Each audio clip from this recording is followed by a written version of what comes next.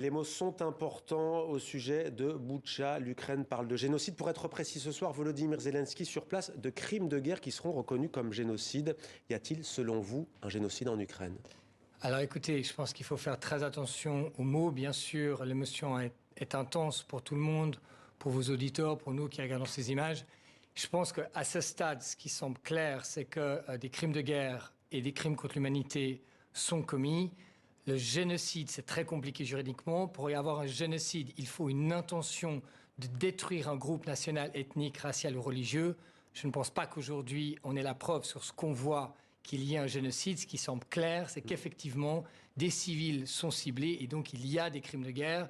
Il semble qu'il y a évidemment des crimes de guerre et des crimes contre l'humanité. Vous avez donné la définition juridique d'un génocide. Quelle est celle du crime de guerre? Alors, les crimes de guerre sont pendant une guerre. Donc le premier, c'est qu'il faut qu'il y ait une guerre, ce qui est évidemment le cas ici. Et ensuite, il faut que des civils ou des objectifs qui ne soient pas militaires soient ciblés.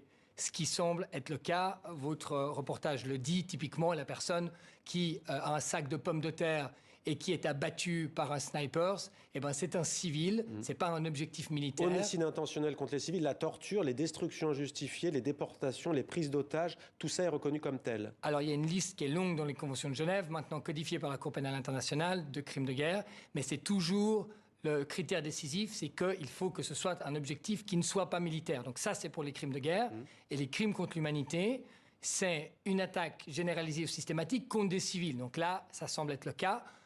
Techniquement, on n'a pas besoin d'une guerre pour des crimes contre l'humanité. Dans la pratique, la plupart du temps, on a des crimes contre l'humanité pendant une guerre. Donc ici, il semble effectivement qu'il y ait des crimes contre l'humanité et des crimes de guerre. Est-ce qu'on peut parler de crimes de guerre contre des soldats? Alors, on peut parler de crimes de guerre contre des soldats si ces soldats ne sont plus des objectifs militaires. Donc si ces soldats sont désarmés, s'ils sont blessés, s'ils sont prisonniers, les crimes contre ces soldats seraient des crimes de guerre.